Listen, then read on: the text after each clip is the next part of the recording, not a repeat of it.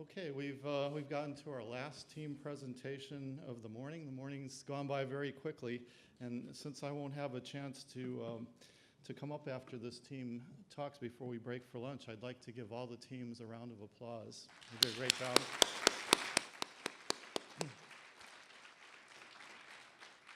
And we're anticipating an equally great job from you. We'll reconvene after lunch at 12:30. Okay, so with that, let me introduce the final team presentation presented by Blake Smith of Oceanside High School in Oceanside, New York, and Vickram Gidwani, Horace Mann School in the Bronx, New York. And the title is Using Novel Small Molecule Derivatives to Treat Chemo-Resistant Lung Adenocarcinomas.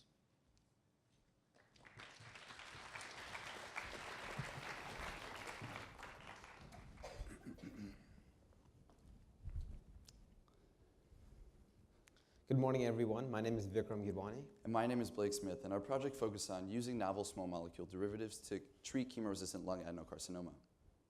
Lung cancer is the leading cause of cancer death worldwide. In fact, this year, the National Cancer Institute predicts nearly 157,000 deaths from lung cancer in the United States alone. There are two major histological subtypes of lung cancer, non-small cell lung cancer and small cell lung cancer. Lung adenocarcinoma is a subset of non-small cell lung cancer.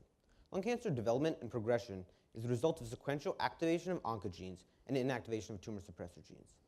While lung adenocarcinoma has traditionally been identified by its histology, many driver mutations have also been recently identified that redefine the characterization of this disease into differing molecular subtypes. Pao et al. In 2011 identified that a large fraction of these driver mutations occur in EGFR, or epidermal growth factor receptor, which is the transmembrane receptor tyrosine kinase involved in cell growth and survival.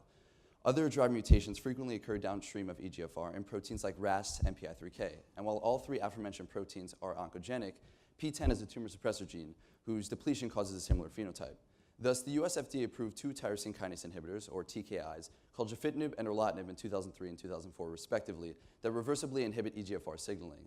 While initially exciting due to the response rate and extension of progression-free survival seen in patients harboring EGFR-activating mutations, 100% of these patients will develop resistance to TKI treatment.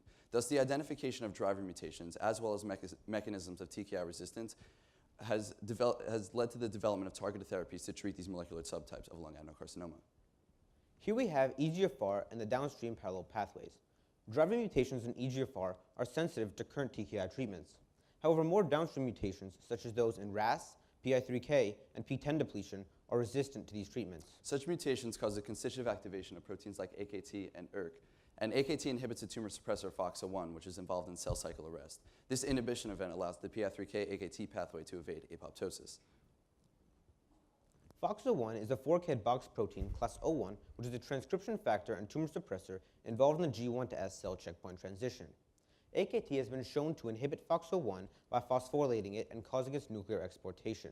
In 2003, Cao et al. Showed that the neuroleptic class phenothiazines, such as TFP or trifluperazine, can reactivate FOXO1 by relocalizing it to the nucleus through AKT inhibition.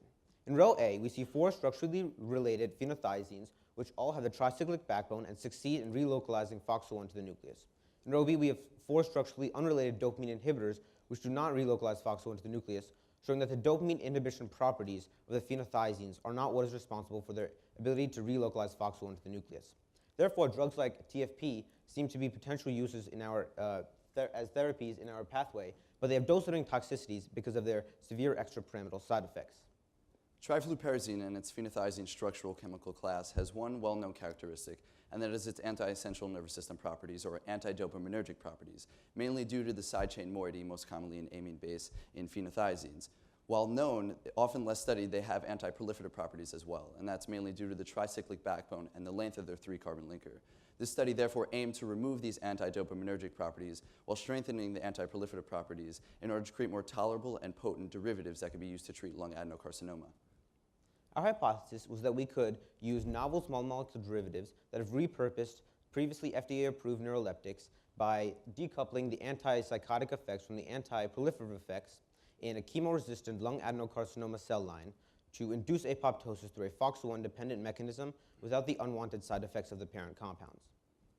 Collaborators at Mount Sinai Medical Center reverse engineered derivatives of currently FDA-approved psychotics, trifluperazine, and chloramipramine. Chloramipramine belongs to the dibenzazepine structural class, and that was also chosen in addition to phenothiazines because they are also FDA approved, tricyclic, and they're antidepressants. As shown in the figure to the right, first generation derivatives 167 and 168 decreased dopamine bind displacement nearly 100% in comparison to the parent antipsychotic TFP. On the bottom, we see our second generation derivatives 382 and 368. These derivatives have structural modifications making them more anti-proliferative. And 382 is a dibenzazepine, and 368 is a phenothiazine, and they were used for further testing.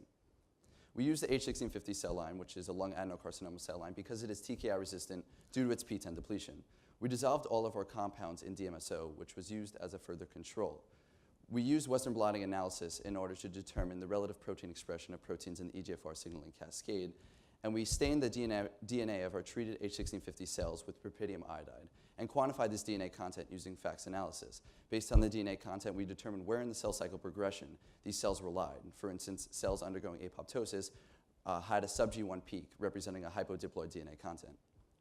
8 new immunocompromised mice were injected with our 2 compounds and the parent compound TFP in order to determine relative levels of lethargy exhibited by the mice.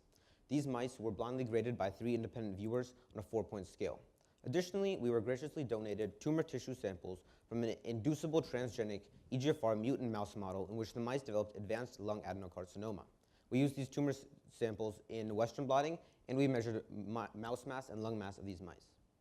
Here we have FACS analysis of the H1650 cell line with the 4 compounds, and we see that with increasing dosages of each of the compounds, there is an increase in G1 rest, as shown in red. This is due to the successful relocalization of FOXO1 and activation, which prevents the cells to go through the G1 to S cell checkpoint transition. At 40 micromolar of CYP, we see a large induction of G1 arrest, and at 40 micromolar of TFP, we see a significant sub-G1 fraction, as shown in blue, which correlates to apoptosis. Additionally, at 40 micromolar of both of our derivative compounds, we see significant sub-G1 fractions, and with 382, we see a 35% induction of apoptosis, nearly double that of TFP. What's important to remember is that while we have shown that we have removed the antipsychotic side effects, this shows that we have strengthened the anti-proliferative effects of these compounds. After seeing the apoptotic phenotype that our derivatives exhibit, we wanted to characterize the role that the crosstalk mechanism that occurs between these 2 interrelated pathways plays in oncogenic signaling. In the figure to the right, you can see that AKT inhibits RAF through phosphorylation, which thereby inactivates downstream kinases MEK and ERK. MK2206 is an allosteric, non-competitive AKT inhibitor, and PAKT and PERK refer to the phosphorylated or active forms of these proteins. With increasing dosages of AKT inhibitor MK2206, there is the expected decline in phosphorylated AKT expression. However, due to the crosstalk mechanism, there is a compensatory or even hyperactivation of ERK phosphorylation, which shows that inhibition of only one of these 2 pathways is insufficient in inducing apoptosis. We then wanted to characterize where our derivatives 368 and 382 actually target in the EGFR signaling cascade. As you can see, at 20 and more so at 40 micromolar of both derivative compounds, there's a decrease in phosphorylated AKT expression, which is consistent with the decrease in phosphorylated FOXO1 expression, showing FOXO1's relocalization. PPDK1, which phosphorylates AKT, is not decreased or disturbed in either derivative at either concentration, showing that our derivatives inhibit AKT phosphorylation downstream of PDK1. On the bottom, we see that there's a decrease at 20 and more so at 40 micromolar of both derivatives in ERK phosphorylation. And because PMEK is not decreased or disturbed in expression at either concentration of either derivative, our derivative compounds decrease ERK phosphorylation downstream of MEK. In the figure to the right, we show that our derivatives 368 and 382 simultaneously inhibit AKT and ERK phosphorylation. Having seen our successful cell culture results, we moved our compounds in vivo with a lethargy test and saw that mice treated with the parent compound TFP exhibited much larger levels of lethargy as compared to our controls and the 2 derivative compounds. The parent compound TFP was administered at 15 milligrams per kilogram, while our compounds were administered at 60 milligrams per kilogram. On the bottom, we see lung mass and mouse mass of the EGFR mutant mice, which are sensitive to TKIs. These mice were in 3 groups: the control DMSO, our compound 368, and the TKI erlotinib. We see that both of the drugs decreased lung mass, which shows a decrease in tumor burden, and increased mouse mass, which shows an increase in the healthiness of the mice.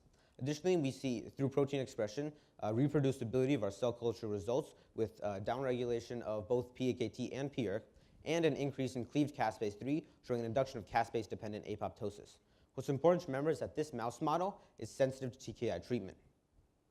Because allosteric AKT inhibitor MK2206 did not successfully inhibit both the AKT and ERK pathways, it was insufficient in inducing apoptosis.